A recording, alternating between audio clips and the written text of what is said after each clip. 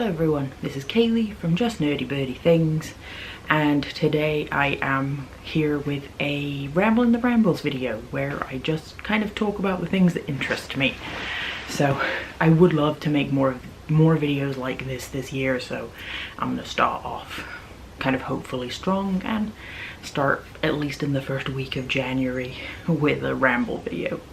So today I'm going to be talking about my kind of rekindled love for vintage media formats.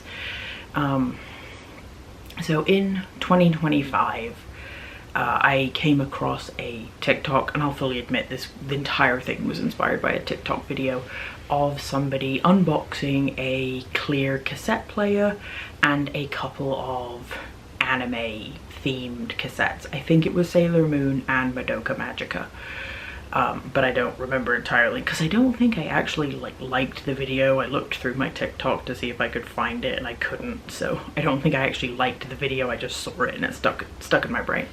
So I don't know why it had this effect on me, but it kind of inspired me to go out and try and find a cassette player. So I did. I found two. I'll admit, I found two. I found a vintage Sony Walkman. So this is mine. I covered it in stickers. So this is my vintage Sony Walkman. And then I also ordered a new cassette player, which is this one, which is like a pool themed cassette player by a company called Neon City. Now Neon City actually also does make anime themed cassette tapes, so I thought that was pretty cool. I've never actually ordered any of their tapes. I only ordered the cassette player. They both actually did come with headphones. I listened to cassettes with just regular wired headphones, so I will fully admit I don't care for the headphone style that came with Walkmans originally. I just don't find them comfortable, so I just use regular in-ear wired headphones. I think actually I still use the headphones that came with this cassette player. But yeah, so I found two, and I got the Sony Walkman from eBay, so that one arrived first, and I started listening to well, no, I didn't, but so luckily I live close to a few secondhand bookstores. So if you happen to be close to one called Half Price Books, so Half Price Books also does sell secondhand cassette tapes. So I went to Half Price Books and I found some secondhand cassettes. I actually happened to find, I think I have it in this little pouch. Yes, I do. I happened to find this cassette. This is Objects in the Rearview Mirror May Appear Closer Than They Are by Meatloaf. This is actually my favorite Meatloaf song, and this was in the first kind of set of cassettes I found at Half Price Books, so I thought that was very cool to find one of my favorite cassettes. Now, to kind of go back a little bit, I was born in the very dying breath of the 90s, or of the 80s. So I didn't actually grow up listening to cassette tapes all that much. CDs were the primary thing when I was listening to music of my own accord. But I do have some nostalgia attached to cassette tapes. So my grandparents, the car they had when I was young, did not have a CD player in it. It had a cassette player in it. Actually, so did my first car, as a funny aside. But yeah, so I grew up driving around with my grandparents listening to their cassette tapes. Very specifically Tracy Chapman. They had a Tracy Chapman cassette, which I think I now own, that had Fast Car on it. So I always I love that song too.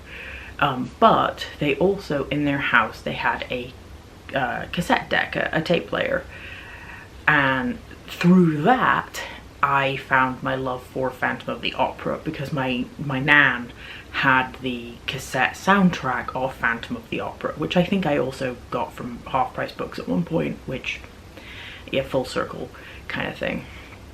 So I listened to those tapes so much that I could fast forward and rewind. I knew exactly how long to hold down the button to get to my favorite songs from Phantom of the Opera.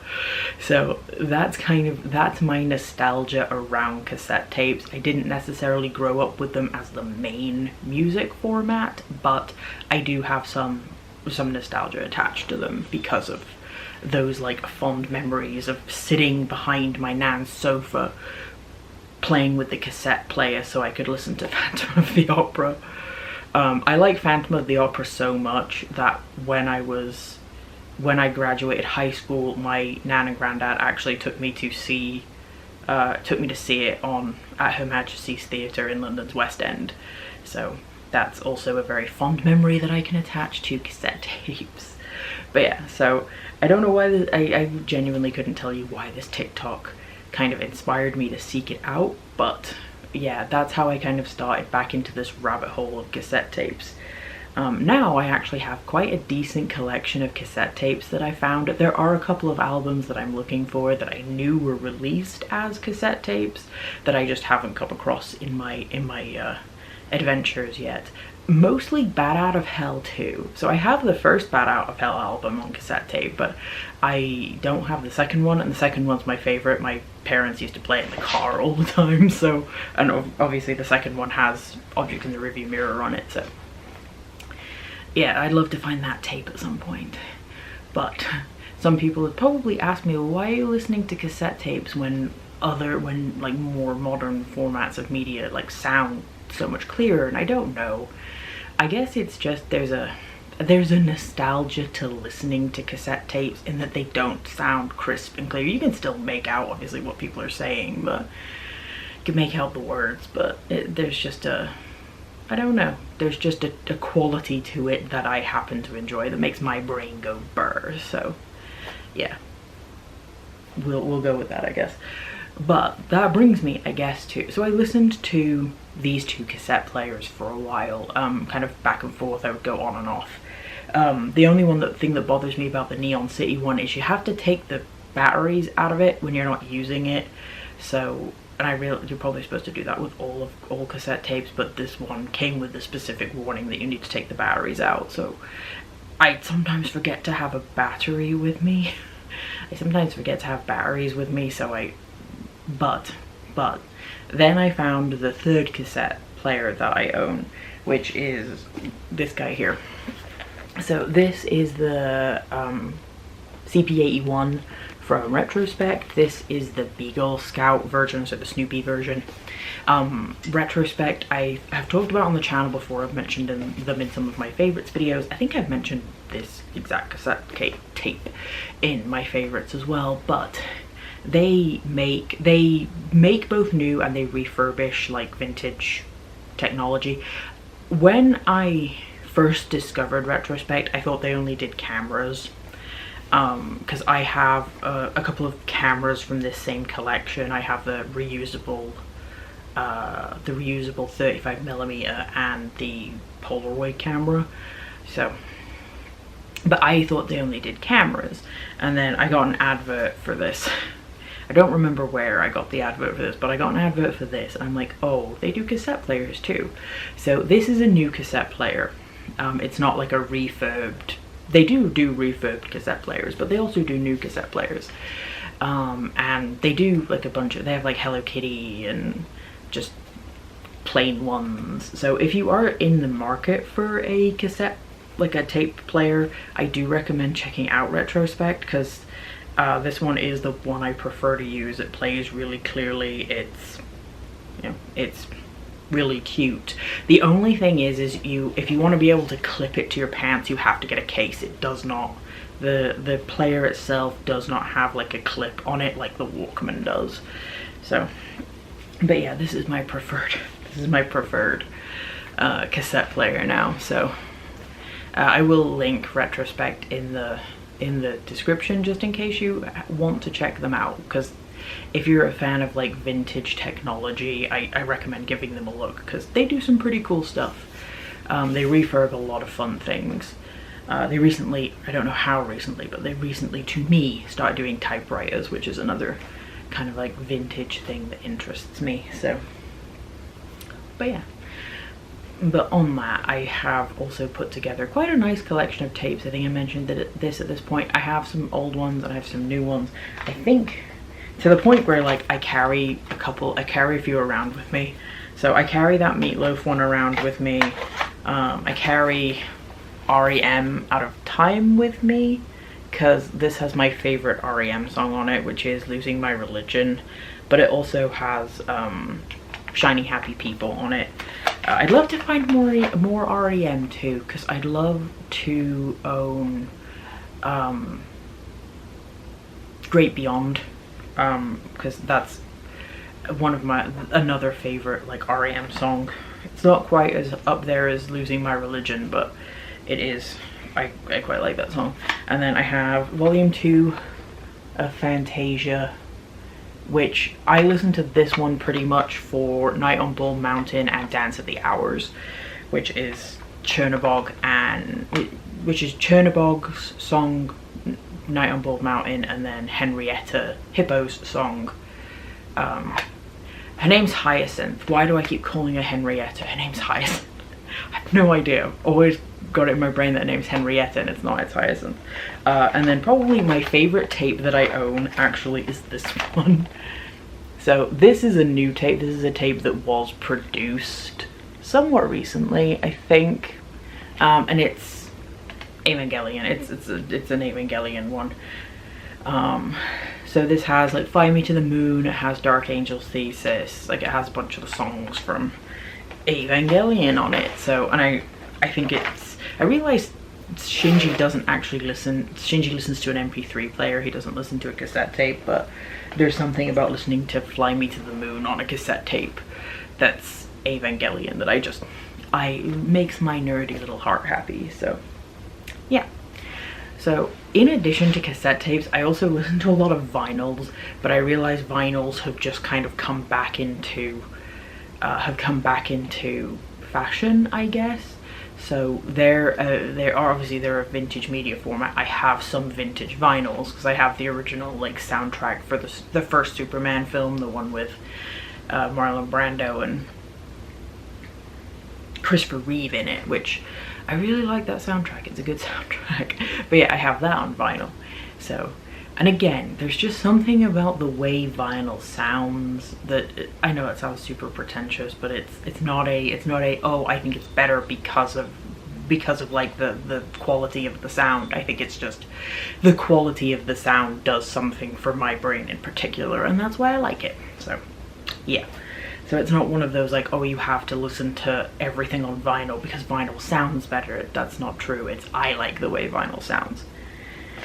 But yeah, so that's it as far as like vintage music media formats go.